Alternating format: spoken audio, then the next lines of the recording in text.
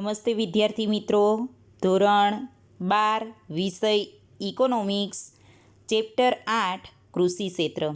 વિદ્યાર્થી મિત્રો, આગળના વિડીયોની અંદર આપણે કૃષિનું મહત્ત્વ વિશે ચર્ચા કરી. આજે આપણે પ્રશ્ન 2 ભારતમાં કૃષિ ક્ષેત્રની વર્તમાન સ્થિતિ વિશે વાત કરીશું. તો ભારત દેશ અંગ્રેજોના શાસન પહેલાં, તેમના શાસન દરમિયાન અને અંગ્રેજોથી મળેલ આઝાદી પછી પણ કૃષિ આધારિત દેશ છે.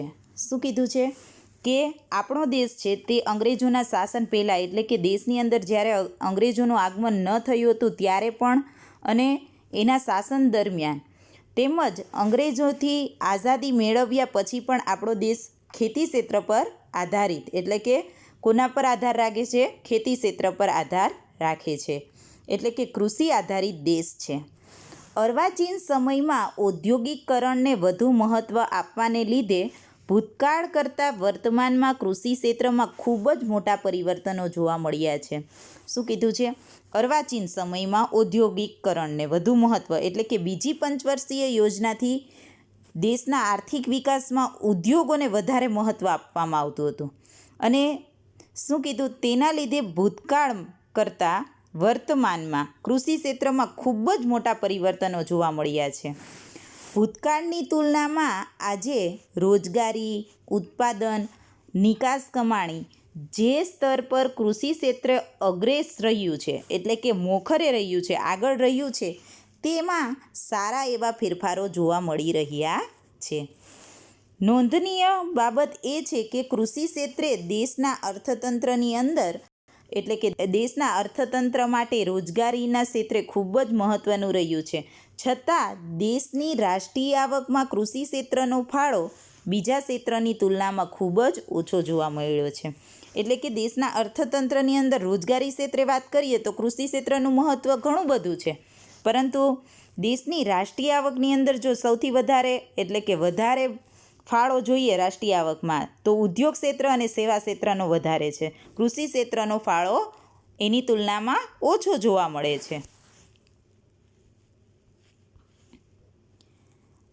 હવે આ ઉપરાંત બીજા કેટલાક ફેરફારો, એટલે કે ફેરફારો કેવા પ્રકારના અને કઈ દિશાના છે તે સમજવા માટે હવે આપણે નીચેના કેટલાક મુદ્દાઓની ચર્ચા કરીશું.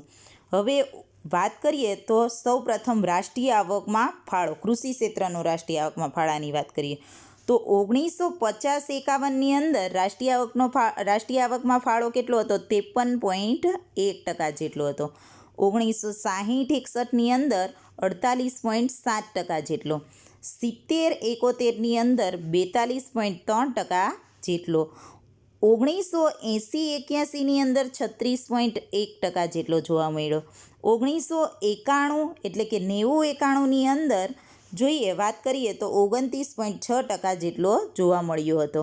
અને 2000 અને 2001માં 22.3%, જ્યારે 2011 અને 12ની સરખામણીએ વાત કરીએ તો 13.9%. હવે આ કોષ્ટકની અંદર આપણે જોઈ શકીએ છીએ કે રાષ્ટ્રીય આવકના ફાળાની અંદર કૃષિ ક્ષેત્રનો ફાળો ઉત્તરોત્તર તેમાં શું જોવા મળે છે? ઘટાડો જોવા મળે છે. વાત કરીએ તો 2011 અને 12ના આર્થિક સર્વે પ્રમાણે તો સામાન્ય રીતે ખેતી ક્ષેત્રની આવકને પ્રાથમિક ક્ષેત્રની, બરાબર, આપણે પ્રથમ ક્ષેત્ર કયું? પ્રાથમિક ક્ષેત્ર કૃષિ ક્ષેત્ર, ત્યારબાદ દ્વિતીય ક્ષેત્ર ઉદ્યોગ અને ત્રીજું સેવા ક્ષેત્ર. તેમાં પ્રથમ એટલે કે પ્રાથમિક ક્ષેત્ર ખેતી ક્ષેત્રની આવક પણ કહે છે. ખેતી ક્ષેત્રને પ્રાથમિક ક્ષેત્રની આવક પણ કહે છે. હવે એની અંદર ખેતીના પાક ઉપરાંત મરઘા પાલન, મત્સ્યપાલન, પશુપાલન, ડેરી ઉદ્યોગ આ દરેકનો સમાવેશ તેની અંદર કરવામાં આવે છે, એટલે કે તેની અંદર થાય છે. આર્થિક સર્વે 2011 અને 12 મુજબ 1950-51માં રાષ્ટ્રીય આવક, એટલે કે જીડીપીમાં ખેતી ક્ષેત્રનો ફાળો 53.1% જેટલો હતો. વિદ્યાર્થી મિત્રો, MCQ માટે કે ટૂંકા પ્રશ્ન માટે યાદ રાખજો, બરાબર, કે 1950-51ની અંદર રાષ્ટ્રીય આવકનો ફાળો કેટલો હતો? 53.1% હતો કૃષિ ક્ષેત્રનો. 1956થી શરૂ કરવામાં આવેલ ઔદ્યોગિકરણના મહત્ત્વને કારણે જે ઘટાડા તરફ જઈ રહ્યો છે. એટલે કે આપણો અહીંયા બીજો પણ એક ટૂંકો પ્રશ્ન બને કે ઔદ્યોગિકરણને કયા સમયગાળાથી મહત્ત્વ આપવામાં આવ્યું? તો 1956 એટલે કે બીજી પંચવર્ષીય યોજનાથી. એને કારણે 2011 અને 12માં તે ઘટીને એટલે કે રાષ્ટ્રીય આવકમાં માત્ર 13.9% જેટલો રહ્યો. 50-51ની અંદર 53.1% જેટલો હતો, જે 2011 અને 12ની અંદર ઘટીને રાષ્ટ્રીય આવકમાં કેટલો થયો? માત્ર 13.9% જેટલો જ રહ્યો. કૃષિ ક્ષેત્રના ફાળામાં થતા ઘટાડો મુખ્યત્વે બિનકૃષિ ક્ષેત્રમાં થઈ રહેલી ઝડપી વૃદ્ધિને પરિણામે છે અને ભારતમાં કૃષિ ક્ષેત્રનો વિકાસ એક જટિલ પ્રશ્ન બની રહ્યો છે. ત્યારબાદ આપણે વાત કરીશું રોજગારીની, એટલે કે ખેતી ક્ષેત્રની અંદરથી પ્રાપ્ત થતી રોજગારી. તો ભારતનું કૃષિ ક્ષેત્ર સૌથી વધુ રોજગારી આપતું ક્ષેત્ર છે. એટલે કે સૌથી વધારે રોજગારી આપણને કયા ક્ષેત્રમાંથી પ્રાપ્ત થાય છે? કૃષિ ક્ષેત્રમાંથી. આઝાદી વખતે ભારતમાં 72% લોકો કૃષિ તેમજ પશુપાલન, મત્સ્યપાલન, મરઘા બતકા ઉછેર જેવી કૃષિ સંલગ્ન પ્રવૃત્તિ માંથી રોજગારી મેળવતા હતા. એટલે કે આઝાદી વખતે 72% લોકો ખાલી ખેતી ક્ષેત્ર એટલે કે કૃષિ ક્ષેત્રની અંદરથી જ રોજગારી પ્રાપ્ત કરતા હતા. આઝાદી પછી ભારતીય અર્થતંત્ર ઝડપી બનતા ઉદ્યોગો અને સેવા ક્ષેત્રનો વિકાસ કૃષિ ક્ષેત્રના વિકાસ કરતાં ઝડપી બન્યો અને જેને પરિણામે કૃષિ ક્ષેત્ર પર રોજગારી માટેના આધાર ઘટ્યો અને 2001 અને 2માં 58% જેટલો, જ્યારે 2014 અને 15ની અંદર 49% જેટલી રોજગારી કૃષિ ક્ષેત્રની અંદરથી પૂરી પાડવામાં આવે છે. ત્યારબાદ નિકાસ આવકની વાત કરીએ તો ભારતનું કૃષિ ક્ષેત્ર જરૂરી વિભિન્ન ચીજવસ્તુઓ જે દેશમાં ઉત્પાદિત થતી નથી, એટલે કે આપણે બીજા દેશ પાસેથી તેને મંગાવવી પડે, આયાત કરવી પડે, અથવા તો ઓછી ઉત્પાદિત થાય છે કે જે આપણા દેશના લોકોને પૂરતા પ્રમાણની અંદર પ્રાપ્ત થઈ શકતી નથી, તેવી વસ્તુઓની આયાત કરવા વિદેશી હુડિયામણ મેળવી આપવા માટે જરૂરી નિકાસ કરી સતત પોતાનો ફાળો આપતું રહ્યું છે. એટલે કે જે ચીજવસ્તુઓ આપણા દેશની અંદર ઉત્પાદિત થતી નથી અથવા ઓછા પ્રમાણમાં ઉત્પાદિત થાય છે તેવી વસ્તુની આયાત કરવામાં આવે છે. બરાબર. હવે આયાત કરી અને વિદેશી હુડિયામણ મેળવવા આપણે કૃષિ ક્ષેત્રની અંદરથી જે ચીજવસ્તુઓ આપણને પ્રાપ્ત થાય છે એવી વસ્તુઓની આપણે શું કરીએ છીએ? બીજા દેશની અંદર નિકાસ કરીએ છીએ અને આમ નિકાસ કરીને આપણને કૃષિ ક્ષેત્ર મદદરૂપ એટલે કે કૃષિ ક્ષેત્રનો ફાળો આપતું જ રહ્યું છે નિકાસમાં. આમ દેશના આર્થિક વિકાસ માટે જરૂરી એવી વિદેશી હુડિયામણ કૃષિ ક્ષેત્રની વસ્તુઓની નિકાસ દ્વારા મળી રહી છે.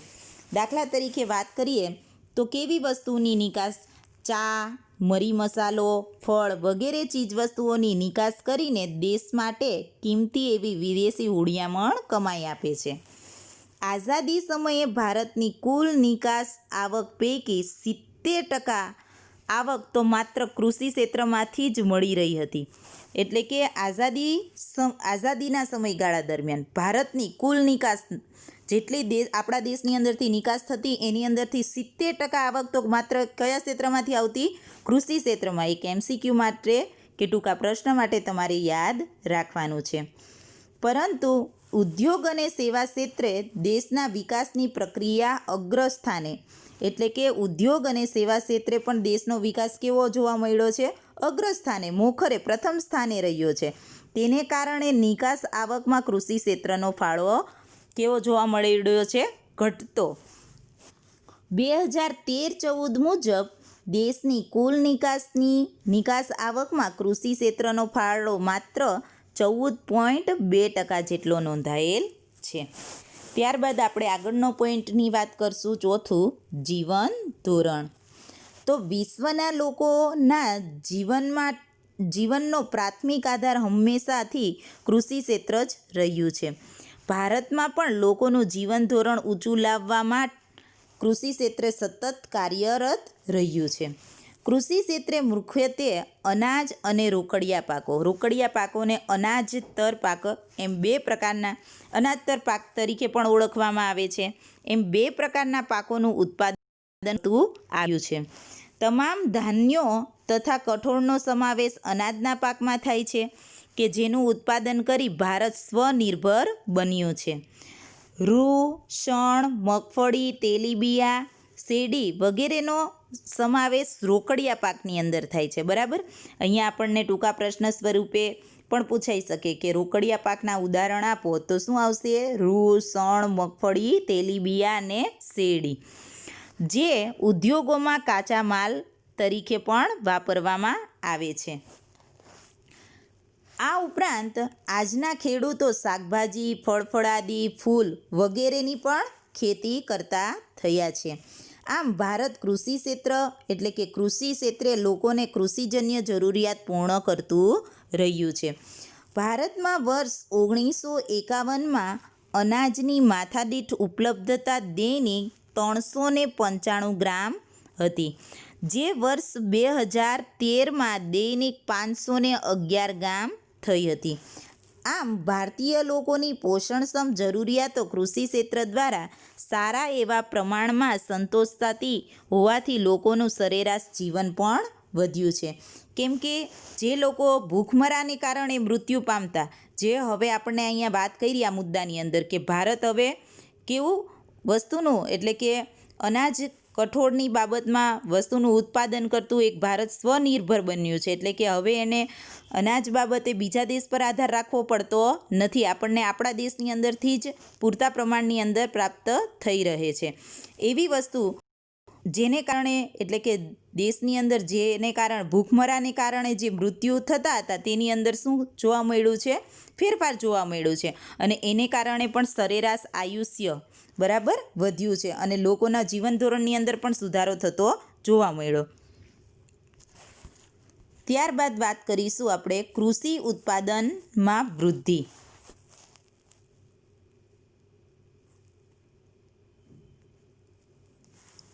તો 1950-51માં અનાજ મેટ્રિક ટન તો 51.0, ત્યારબાદ કઠોળ એ પણ મેટ્રિક ટનમાં આવશે તો 8.4 અને શેરડી 69.0, તેલીબિયા 5.1 અને કપાસ 2.1.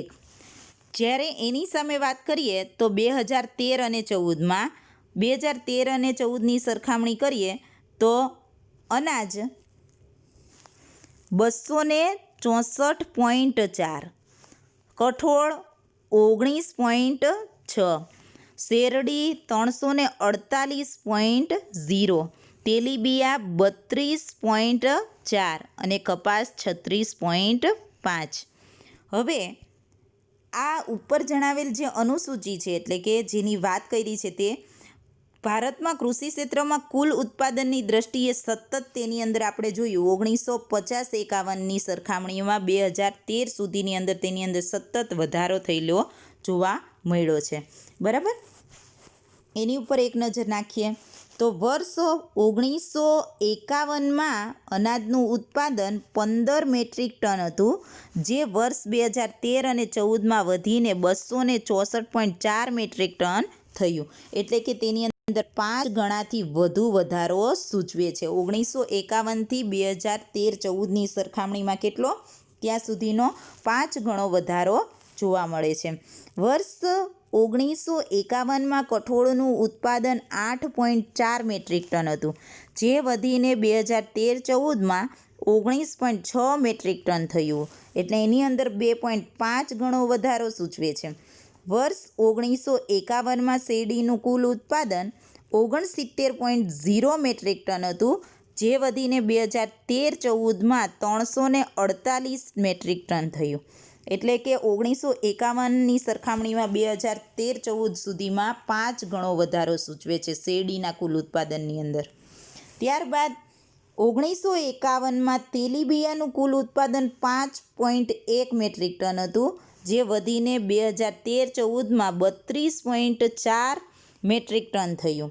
એની અંદર 6.35 ગણો વધારો સૂચવે છે.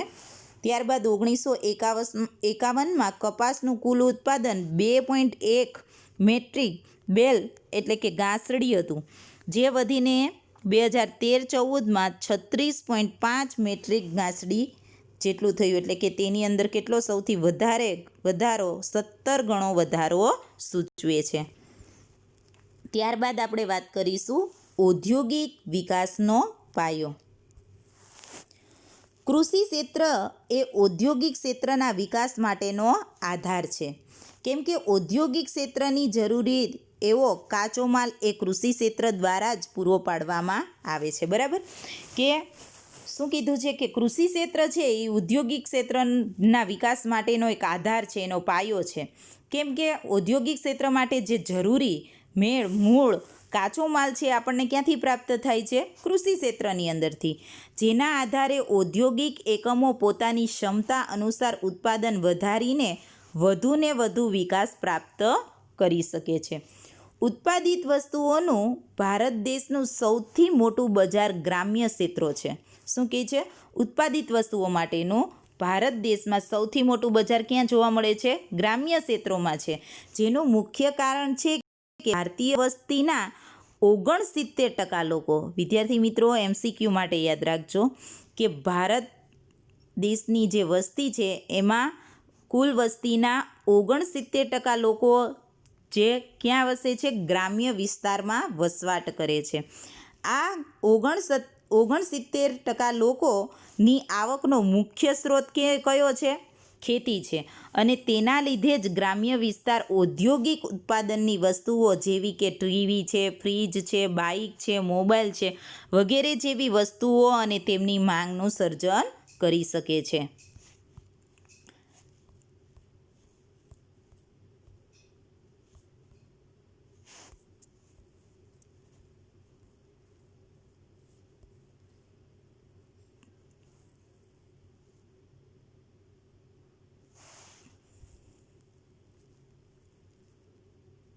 અસ્તુ.